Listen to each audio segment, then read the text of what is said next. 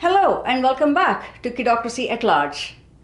I am Siddhan Chandra and here every Saturday to read the current moment through the kidocratic perspective. I began to theorize kidocracy in 2012 when the movement Idle No More began to teach us the values of Canadian native culture. Canadian native culture puts nature and people over profit. The residential school system and the 60s scoop showed me how the Canadian government, in tandem with the Anglican Church, sought to destroy native culture. I particularly noted how the Canadian government banned the potlatch in 1884 as reckless, wasteful, and unchristian. The potlatch is a key reference in my thesis on reservoir dogs that I wrote in the mid-90s while studying filmmaking and media philosophy in New York. When I saw the film in 1992, I was intrigued by Mr. Blonde, the gangster who slices a cop's ear, and George Bataille's essay, The Notion of Expenditure, based on the potlatch, helped me crack the code of reservoir dogs. I go into greater detail in the third of my 9 videos on the 9 values of kidocratic education, the gift, and the philosophy of expenditure. In that video, I compare Shakespeare's tragic hero, Hamlet, to Mr. Blonde. Both of them cause a collapse of all the key characters in a bloodbath, including themselves. One of them by omission, the other by commission. Hamlet refuses to take strategic action, and Mr. Blonde explodes carefully laid out plans for a bloodless heist by going on a shooting spree. Both these characters do not invest in conventionally desired goals. Rather, they problematize the desired goals by their actions. I see both Hamlet and Mr. Blonde as subversive figures, puncturing and expending oppressively productive economies. You could call what they're doing a strike. You could also call it a potlatch. Bataille, a mid-century French philosopher, both Marxist and Nietzschean, based his philosophy of expenditure on the practice of gift-giving in non-Christian cultures. He saw the potlatch especially as an orgiastic expenditure that was the complete opposite of capitalism, which spends rationally and accumulates. When Europeans came to the New World, the economy of the potlatch, with its ritualized redistribution of wealth, was displaced by capitalist extraction, consumerism, and labor, which have led to our current planetary disaster and colossal suffering of humans and other life forms. If you find my championing of Mr. Blonde problematic, let me further clarify by comparing him to AOC. That's right, Alexandria Ocasio-Cortez. First, Mr. Blonde. He is a mysterious character. In the beginning of the film, we gather that he has been recently released from prison. He did time in prison because he took the fall for Joe, the gang boss, in a previous operation. And in prison, despite torture, he did not snitch on Joe.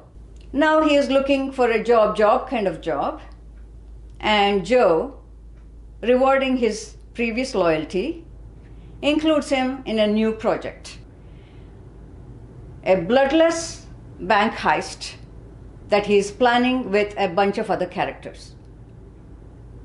All reliability during the careful planning, Mr. Blonde, on the day, in the bank, upends it all by going on a shooting spree. He has rendered the plan null and void And later, while torturing the cop, he declares, "I have no boss." I see Blonde as a whistleblower who crashes an oppressive system rather than milking it. In gangster life terms, what he is doing is a strike. Joe, the boss, has met his nemesis in Mr. Blonde. So how does AOC compare to Mr. Blonde?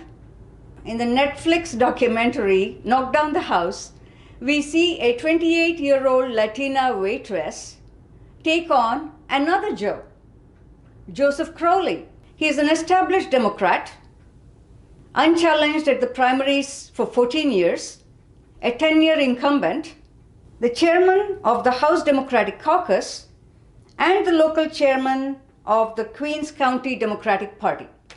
An outsider candidate, a small-bodied non-white woman, a waitress on her feet 18 hours a day, takes on this pillar of the Democratic Party, this wall of a man, Joseph Crowley, who, as she notes, has taken $3 million per cycle from the Wall Street, real estate companies, and pharmaceutical companies.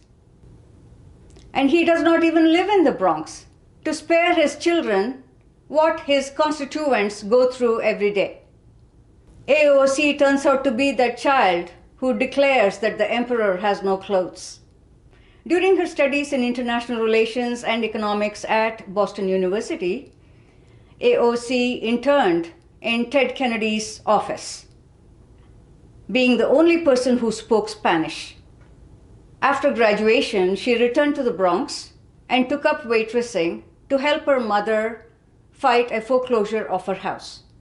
During the 2016 primaries, she helped on Bernie Sanders' presidential campaign and later traveled across the US, visiting Flint, Michigan, and Standing Rock Indian Reservation in North Dakota.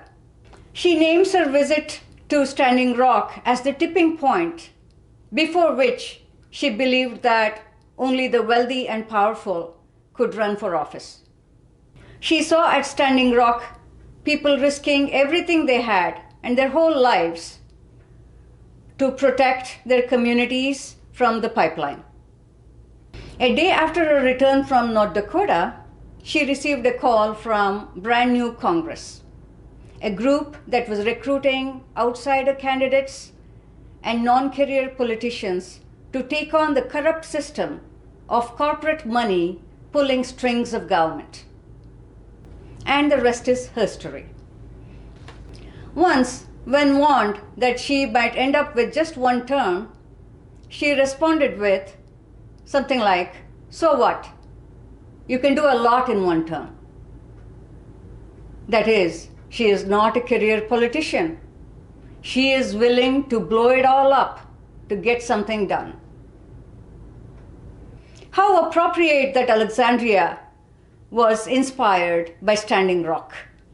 Her ambitious projects, New Green Deal, Medicare for All, and so many others, within the moribund system of corporate lobbied politics as usual within the Democratic and Republican Party, is a potlatch not compromised by careerism. It explodes the norms of utilitarian exchange and capitalism and creates instead the economy of the gift. Till next week, bye.